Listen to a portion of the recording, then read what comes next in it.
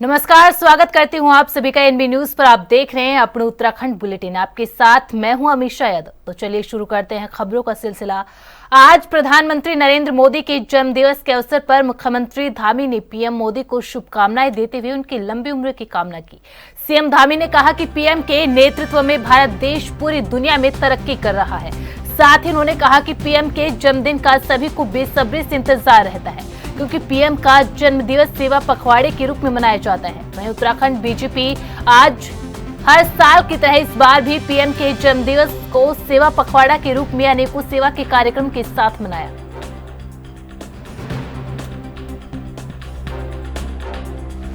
आदरणीय प्रधानमंत्री जी का जन्म दिवस निश्चित रूप से हम सब लोगों को वर्ष भर उसकी प्रतीक्षा रहती है, क्योंकि सेवा पखवाड़ा हम प्रारंभ करते हैं और आदरणीय प्रधानमंत्री जी के नेतृत्व में आज भारत एक बड़ी विश्व शक्ति बन रहा है। पूरी दुनिया के अंदर भारत का मान सम्मान बढ़ रहा है। भारत दुनिया का सिरमौर भारत बनने की दिशा में आगे बढ़ रहा है। विकसित भारत का जो संकल्प है वह भी तेजी से आगे बढ़ रहा है। तो मैं बाबा केदार से प्रार्थना करता हूं उत्तराखंड वासियों की तरफ से कि बाबा केदार हमारे आदरणीय प्रधानमंत्री नरेंद्र मोदी जी को दीर्घायु करें, उनको स्वस्थ रखें और लंबे समय तक उनका नेतृत्व और मार्गदर्शन देश को प्राप्त होता रहे। उत्तराखंड के मुख्यमंत्री पुष्कर सिंह धामी ने अपने जन्मदिन के अवसर पर प्रदेशवासियों को बड़ी सौगात दी है। सीएम पुष्कर सिंह धामी ने 100 और 200 यूनिट तक बिजली खर्च करने वाले उपभोक्ताओं को 50% सब्सिडी देने की घोषणा की। प्रदेश के करीब 11.50 लाख उपभोक्ता इस सब्सिडी का लाभ ले सकेंगे।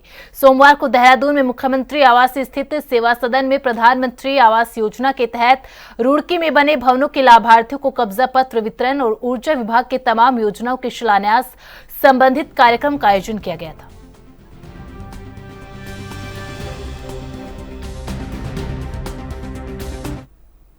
मोदी सरकार के तीसरे कार्यकाल के 100 दिन पूरे होने पर आज प्रधानमंत्री नरेंद्र मोदी के जन्मदिन को बीजेपी संकल्प दिवस के रूप में मना रही है। हल्द्वानी की बीजेपी कार्यालय में आज प्रदेश महामंत्री खिलेंद्र चौधरी ने प्रधानमंत्री मोदी के जन्मदिन के मौके पर बीजेपी की तरफ से उन्हें बधाई और शुभकामनाएं दी गई। इस दौरान बीजेपी के प्रदेश महामंत्री ने कहा कि प्रधानमंत्री नरेंद्र मोदी अपने तीसरे कार्यकाल में 15 लाख करोड़ की विभिन्न योजनाओं से देश के अंतिम छोर तक विकास की अलख जगाने का काम किया है।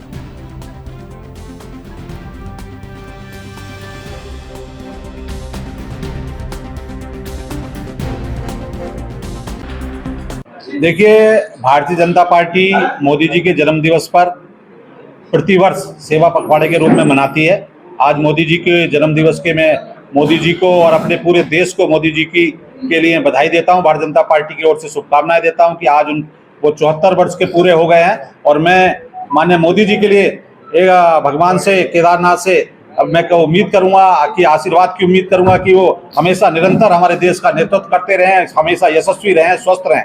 लेकिन जो तीसरा कार्यकाल मोदी जी का है उसको लेकर आज प्रयास का आयोजन हुआ है और मैं कहना चाहूंगा कि बहुत सारी योजनाएं मैंने अभी आपके सामने रखी हैं, लेकिन 15 लाख करोड़ रुपए की का जो आज का जो उन्होंने खाका बनाया है, 15 लाख करोड़ रुपए का जो हर क्षेत्र में, चाहे वो आपका किसी भी क्षेत्र को आज उन्होंने नहीं छोड़ा है, चाहे वो स्वास्थ्य का क्षेत्र हो, चाहे वो शिक्षा का क्षेत्र हो, चाहे वो इंडस्ट्री का क्षेत्र हो, हर आदमी को कुछ ना कुछ देने का काम 15 लाख करोड़ रुपए से 100 दिन के अंदर मोदी जी ने किया है। मैं ऐसे नेतृत्व को बधाई और शुभकामनाएं देता हूं कि जो अंत्योदय की बात को ध्यान में रखते हुए लगातार देश को विकसित करने की ओर ले जा रहे हैं। इतना मैं शुभकामना और बधाई देता हूं।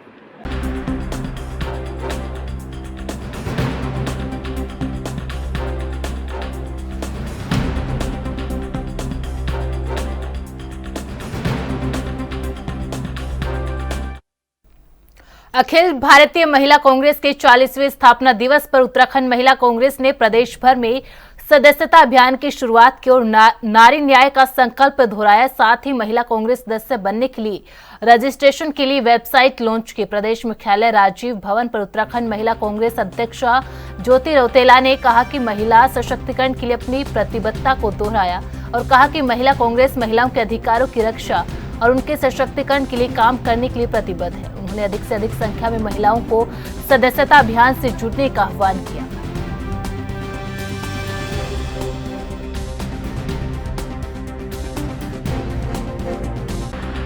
कब से आपका सदस्यता अभियान शुरू हुआ है और आपने उसमें 10 लाख कार्यकर्ताओं को जोड़ने का लक्ष्य रखा है? वहीं बात करें अगर भाजपा की, तो उनके 20 से 30 लाख सदस्यता का जो वो रहता है, टारगेट रहता है, वो नहीं पूरा होता है। उसके आगे क्या आप 10 लाख सदस्य बनाने में कामयाब होंगे? देखिए, ये 10 लाख का टारगेट है और मुझे पूरा विश्वास है कि हम इस टारगेट को पूरा करेंगे, क्योंकि कल ये प्रदेश लेवल पर लॉन्च हुआ, कुछ जिलों में हुआ, आज भी हम लोग जिलों में कर रहे हैं। और आप लोगों को मैं ये भी बताऊंगी कि उत्तराखंड पूरे देश में चौथे नंबर पे है मेंबरशिप कराने में। और जब हम लोग विधानसभा वाइज मेंबरशिप ड्राइव शुरू करेंगे तो मुझे पूरा विश्वास है कि हम 10 लाख का जो लक्ष्य हम लोगों ने महिला कांग्रेस से महिलाओं को जोड़ने का जो सदस्यता अभियान रखा है वो पूरा करेंगे। हाँ, ये सिर्फ उत्तराखंड के लिए ये हम लोगों ने डिसाइड करा। मैंने अपने जिला अध्यक्षों से बात करी, ब्लॉक अध्यक्षों से बात करी कि हम कितना कर पाएंगे। हम लोगों को ज्यादा से ज्यादा लोगों को इसमें इन्वॉल्व करना था, तो हमारे सब लोगों ने जिस जोश से जो आंकड़े बताए, तो हम लोगों को लगा कि हम लोग अगर ठीक से मेहनत कर लेंगे और घर घर चले जाएंगे, बूथ वाइज चले जाएंगे, तो हम 10 लाख का टारगेट बहुत जल्दी और बहुत अच्छे तरीके से निभा पाएंगे। देहरादून में विश्वकर्मा दिवस पर बिहारी महासभा ने भव्य सांस्कृतिक कार्यक्रम का आयोजन किया। देहरादून के बनू स्कूल ग्राउंड में आयोजित कार्यक्रम में सुबह के समय भगवान विश्वकर्मा की पूजा अर्चना की गई, जिसमें भारी संख्या में बिहारी महासभा के सदस्य मौजूद रहे। वहीं शाम को सांस्कृतिक कार्यक्रम का आयोजन हुआ, जिसमें मुख्य अतिथि के तौर पर उत्तराखंड के मुख्यमंत्री पुष्कर सिंह धामी के साथ साथ कैबिनेट मंत्री, राज्य के शासन के वरिष्ठ IAS अधिकारी और सामाजिक संस्था से जुड़े लोग मौजूद रहे।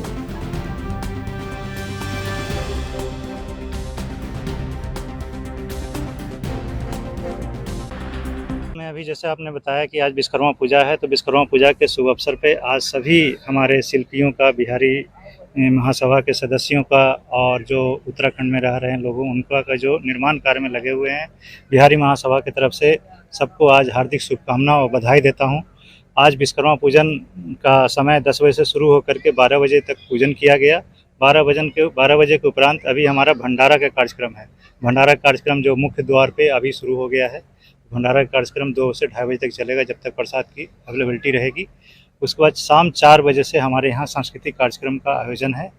शाम 7 बजे से सांस्कृतिक कार्यक्रम के आयोजन में जो हमारे मुख्य अतिथि हैं, जैसे CM साहब को हम लोग इन्वाइट करा था, उन्होंने बोला था कि भाई आऊँगा, वो आते हैं।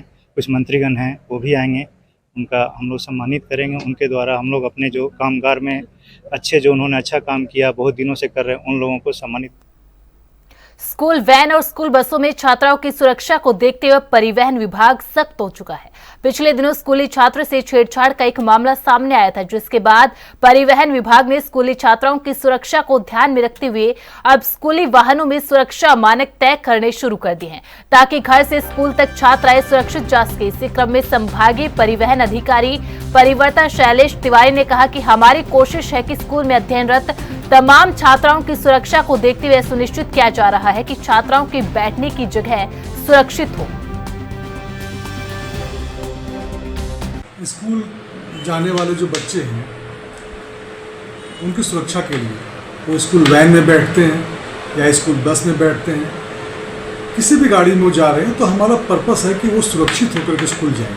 अभी हम लोगों ने बीच में शिकायत मिली थी कि स्कूल वैन में स्कूली छात्रा से बदतमीजी और छेड़छाड़ की, तो उसी रेफरेंस में हम लोगों ने कोशिश किया है कि कैसे बच्चों को सुरक्षित रखा जाए स्कूल वैन और स्कूल बसों में। तो हम लोगों ने एक नियम बनाया है कि जो स्कूल वैन है, स्कूल वैन का जो ड्राइवर का केबिन है, यानी ड्राइवर के बगल का जो एरिया है, वहाँ छात्राओं को नहीं बैठाया जाएगा।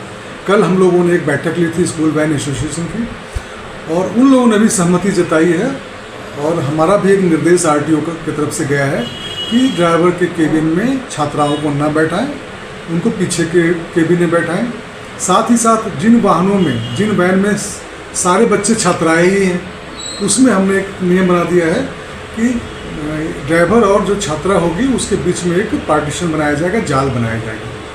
तो इससे हो सकता है कि मतलब काफ़ी इम्प्रूवमेंट आए, क्योंकि जो गैप है ड्राइवर और जो बच्चों के बीच में वो थोड़ा सा ज़्यादा होगा, तो उनकी सेफ्टी ज़्यादा रहेगी। उत्तराखंड पुलिस की ओर से राज्य की कानून व्यवस्था को दुरुस्त रखने के उद्देश्य से विभिन्न अभियान चलाए जा रहे हैं। डीआईजी गढ़वाल करण सिंह नगनियाल ने बताया कि हाल फिलहाल में प्रदेश में बढ़ी आपराधिक घटनाओं को देखते हुए उत्तराखंड पुलिस की ओर से 1 सितंबर से वांछित अपराधियों के खिलाफ कार्रवाई की जा रही है। इसके अलावा जिन अपराधियों की गिरफ्तारी नहीं हो पा रही उन पर इनाम घोषित किए जा रहे हैं। इसके अलावा जो इनामी आरोपी वांछित चल रहे हैं उनकी इनामी राशि बढ़ाई जाएगी। इस बीच जो है जो अपराधों के संबंध में काफ़ी चर्चाएं हो रही है, तो उसी को जो है नियंत्रित करने के लिए पुलिस विभाग ने 1 तारीख से एक अभियान चलाया जिसमें जो बड़ी संख्या में वांछित अपराधी है उनकी गिरफ्तारी किया जाए। तो 1 तारीख से हमने शुरू कर दिया और जिसकी गिरफ्तारी नहीं हो पा रही है उसे इनामी घोषित किया जाए। या पहले जो इनामी बदमाश है, वांछित है, उनके इनाम बढ़ाने की प्रक्रिया, ताकि जो है उसकी गिरफ्तारी के लिए सार्थक और प्रयास किया जा सके। इसी तरह से सत्यापन की कार्रवाई, जो तमाम इस तरह की घटनाएं अभी आ रही है कि आपराधिक तत्व के लोग, जैसा अभी ऋषिकेश में भी देखा होगा आपने कि बिहार का एक व्यक्ति यहाँ पकड़ा गया जो वहाँ वांछित चल रहा था। तो इस तरह के वेरिफिकेशन जो पुलिस के द्वारा यहाँ चलाया जा रहा है, ताकि जो भी किराएदार या मकान मालिक के बीच में ये सत्यापन की कार्रवाई है कि मकान मालिक का उत्तरदायित्व बनता है कि वो जो है उनके यहाँ जो भी व्यक्ति किराए पर रह रहा है तो उनका सत्यापन कराए, या स्वतः ही जो है किराएदार भी अपने सत्यापन कराए। तो इनकी ये एक अभियान इसमें भी चल रहा है, और जो इस तरह से सहयोग नहीं करेगा सत्यापन की कार्रवाई में, तो उसके खिलाफ भी हम लोग सख्त कार्रवाई करने जा रहे हैं। हल्द्वानी में बनभूलपुरा पुलिस को बड़ी कामयाबी मिली है, जहां पुलिस ने एक अंतर्राज्यीय वाहन चोर गिरोह को गिरफ्तार किया। पुलिस ने इस गिरोह के 6 चोरों से 2 बाइक भी बरामद की। पकड़े गए चोर उत्तर प्रदेश के गाजियाबाद, मुरादाबाद और उत्तराखंड के उधम सिंह नगर और पौड़ी के रहने वाले हैं। पुलिस ने मामले का खुलासा करते हुए बताया कि चोर गिरोह हल्द्वानी और उसके आसपास के क्षेत्रों से बाइक चोरी करते थे।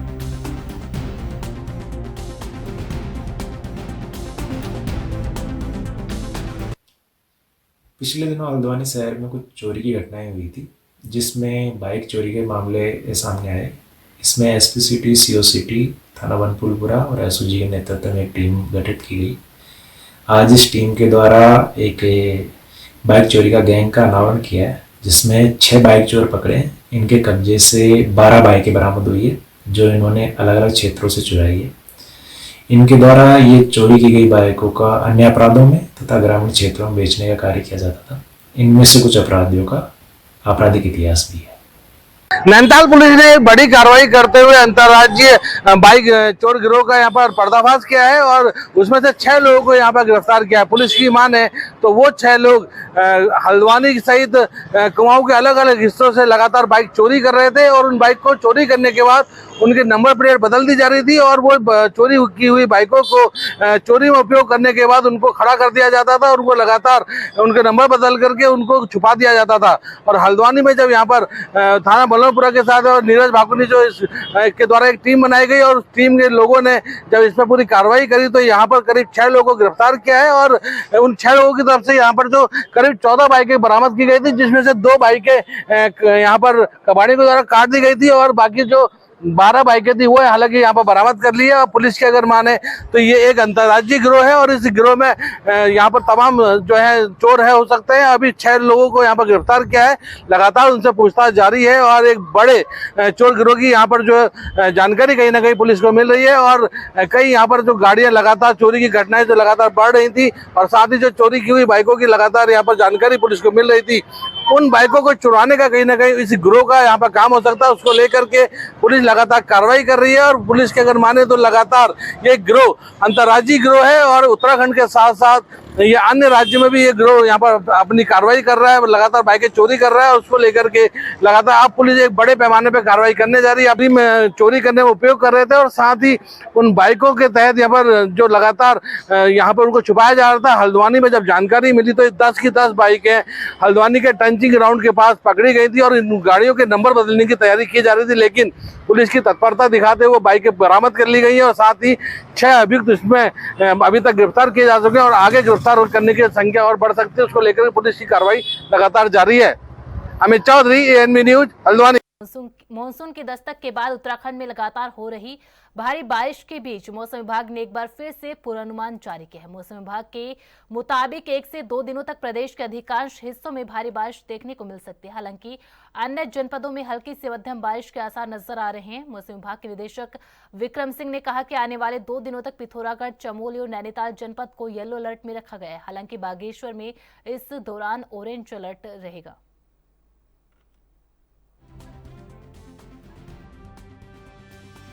आगे अगर बात करने में आज 17 तारीख आपकी है, तो 17 और 18 में जो पहले भी बोला गया था कि थोड़ी जो एक्टिविटी इस दौरान बढ़ेगी, जो अभी एक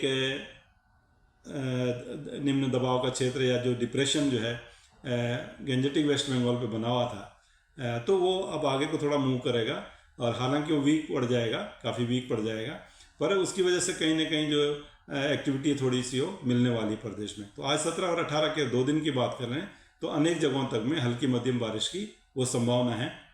जहाँ तक भारी बारिश की बात करें, वार्निंग की बात करें, तो येलो में आप ये कह सकते हैं कि जो हमारा पिथौरागढ़ है या इसी तरह चमोली डिस्ट्रिक्ट है या नैनीताल है, उसको रखा गया है, येलो वार्निंग में रखा गया है। या इंटेंस शावर है और जगह भी जो हिल्स में अगर बात करूँ तो उसकी बिल्कुल संभावना है। तो आज 17 तारीख को आप ये कह सकते हैं कि इस तरह की एक्टिविटी है। और बागेश्वर डिस्ट्रिक्ट में थोड़ा दिख रहा है कि वहाँ थोड़ा ज़्यादा, तो वेरी हैवी तक भी एक आध का वहाँ हो सकता मिल जाए, तो उसको ऑरेंज में भी आज हमने रखा है। तो बाकी अगर देखें तो येलो वार्निंग मेनली हमने आज जो है वो रखी हुई। कल जा रहे हैं 18 को, तब भी एक्टिविटी लाइट से मॉडरेट में कहूँगा कि अनेक जगहों तक में हिल्स में विशेषकर वो मिलनी चाहिए। और हैवी रेन की बात करें तो हमारे जो अंदर के डिस्ट्रिक्ट है, जिसमें कि उत्तरकाशी, चमोली या रुद्रप्रयाग है, इनमें संभावना दिखती है कि एका दुका हैवी रेन्स कल 18 को भी वहाँ पे मिल सकती है।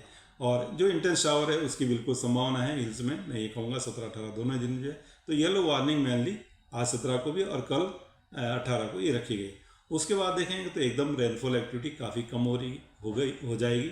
आइसोलेटेड टाइप एक्टिविटी मिल जाएगी, वो भी बहुत लाइट या लाइट रेंज तक जो है। तो इस तरह की सिचुएशन आप कह सकते हैं कि 22-23 तक वो रहने वाली है। 24-25 में थोड़ा सा दिख रहा है कि स्कैटर्ड एक्टिविटी लाइट मॉडरेट की मिलेगी, लेकिन वो कोई विशेष वो भी नहीं दिखती है। तो मैं ये कहूँगा कि आज और कल की एक्टिविटी के बाद जो मुख्यतः आप देखेंगे जो रेनफॉल एक्टिविटी उसमें बहुत ज़्यादा कमी आ जाएगी। लाइट है, इक्का दुक्का जगहों में आइसोलेटेड टाइप की एक्टिविटी है, वो आपको दिखेगी 1-2-3 दिन जो है। और 24-25 में जो स्कैटर्ड दिख रहा है अभी, वो लगता है कि वो भी एक्टिविटी कमी हो जाएगी आगे। हालांकि अभी क्योंकि मॉइस्चर वगैरह है, तो इस तरह का जो एक प्रिडिक्शन वो दिखा रहा है थोड़ा कि स्कैटर्ड एक्टिविटी जो है 23-24-25 में वो मिल सकती है और 26-27 से फिर वापस जो है वो कम हो। दिनेशपुर के आसपास के क्षेत्र में चोरों का आतंक लगातार बढ़ता जा रहा है। पिछले सप्ताह चोरों ने 3 घरों में चोरी की वारदात को अंजाम दिया था। वहीं अब नगर के मुख्य बाजार में चोरों ने सेंध लगाकर दुकान से नकदी समेत सामान उड़ा लिया। इसके अलावा बंद पड़े मकान का ताला तोड़कर सोने चांदी के आभूषण समेत चोरों द्वारा नकदी चुरा ली गई। फिलहाल पीड़ितों द्वारा थाने में अज्ञात चोरों के खिलाफ तहरीर देकर खुलासे की मांग की जा रही है।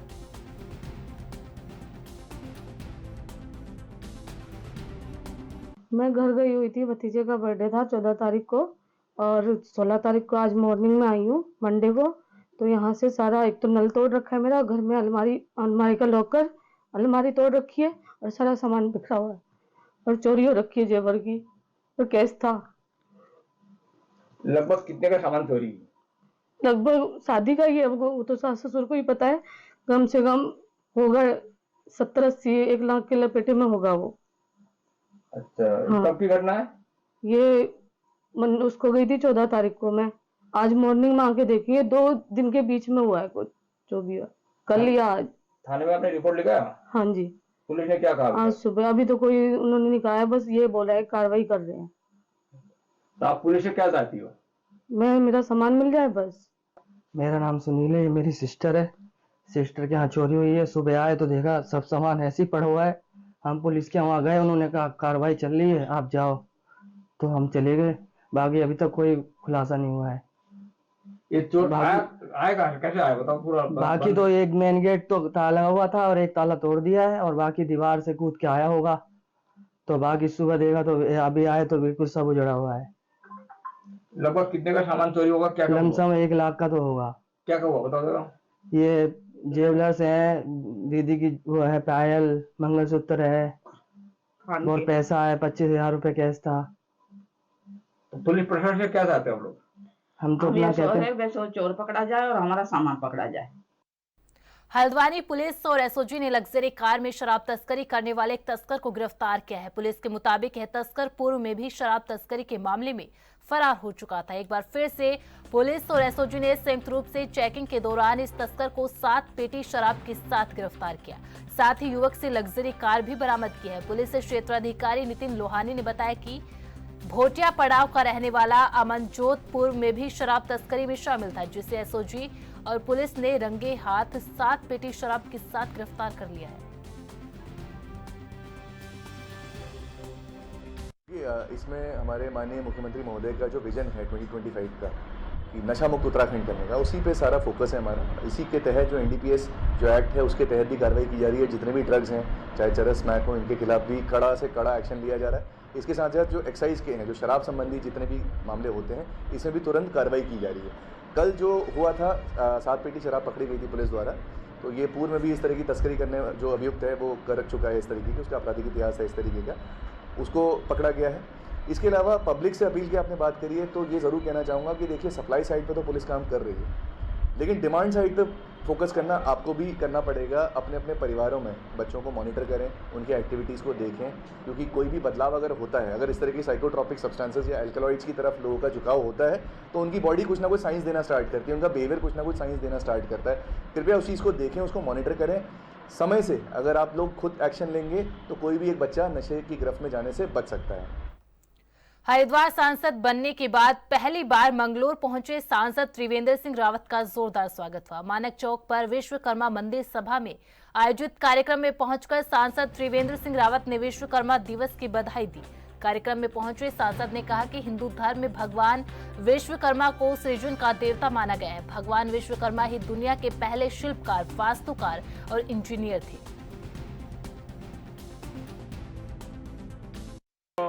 जो आयोजक मंडल है, भगवान विश्वकर्मा जयंती के अवसर पर इतना अच्छा कार्यक्रम यहाँ पर आयोजित किया गया है, उनको बहुत बधाई देता हूँ।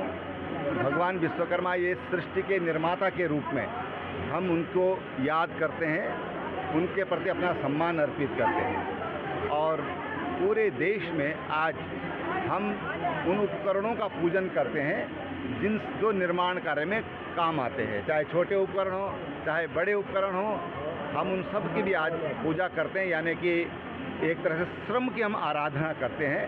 तो आज हम इस रूप में भगवान विश्वकर्मा को याद कर रहे हैं। साथ ही संयोग है कि माननीय प्रधानमंत्री जी का भी आज जन्मदिन है, और पिछले 10 वर्षों में 2 शासनकाल और अब तीसरा शासनकाल आज के 100 दिन आज पूरे हो रहे हैं। तो इस अवसर पर हम माननीय प्रधानमंत्री जी को बहुत बधाई देते हैं, उनके स्वस्थ और सुदीर्घ जीवन की कामना करते हैं, और इन 10 वर्षों में जो देश के अंदर उन्होंने एक विकास को गति प्रदान करने का काम किया है, और इन 100 दिनों में उसको और तेज़ी से उन्होंने कहा कि मैं इस तीसरे कार्यकाल में 3 गुना शक्ति के साथ देश के विकास के लिए काम करूंगा। इन 100 दिनों में उन्होंने जो करके दिखाया है उसके लिए हम उनको बहुत बधाई। खटीमा में उत्तराखंड मुख्यमंत्री पुष्कर सिंह धामी के जन्मदिन के उपलक्ष्य में नशे के खिलाफ पुरुष और महिला वर्ग में मैराथन दौड़ का आयोजन किया गया, जिसमें लगभग 2000 प्रतिभागियों ने प्रतिभाग किया। बीजेपी के वरिष्ठ नेताओं ने संयुक्त रूप से हरी झंडी दिखाकर मैराथन दौड़ का शुभारंभ किया।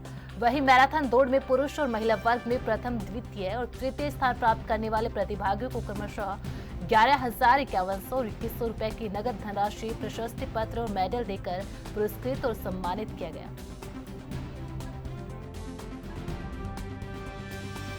माननीय मुख्यमंत्री जी के 49वें जन्मदिन पर आज खटीमा क्षेत्र में नशे के खिलाफ मैराथन दौड़ का आयोजन किया जा रहा है। इसके तुरंत बाद हनुमान मंदिर पर हवन यज्ञ होना है, और जो जितने भी विद्यार्थी जो क्या कहते हैं नकल विरोधी कानून बनने के बाद जो यहाँ खटीमा क्षेत्र से चयनित हुए हैं सरकारी योजनाओं में नौकरी जिनको प्राप्त हुई है, उनको सभी को सम्मानित करने का कार्यक्रम, इसके बाद उनके कैंप कार्यालय में भारतीय जनता पार्टी के द्वारा सांस्कृतिक कला मंच का भी आयोजन होना है। तो कुल कितने प्रतिभागी आज दौड़ में यहाँ पर प्रतिभाग कर रहे हैं? लगभग 1000 से अधिक प्रतिभागी यहाँ प्रतिभाग कर रहे हैं, जिसमें महिलाओं का और पुरुषों का दोनों का अलग अलग एक इवेंट किया जा रहा है, जिसमें प्रथम विजेता को 11,000 रुपये की धनराशि। तो भारी उत्साह है, भारी उत्साह युवाओं में बहुत ही ज़्यादा क्रेज है। माननीय मुख्यमंत्री युवाओं के लिए एक नई योजनाएं इस प्रदेश में ला रहे हैं, और सभी युवा बहुत उत्साहित हैं। बुलेटिन में फिलहाल इतना ही। आप बने रहे एएनबी न्यूज के साथ। नमस्कार।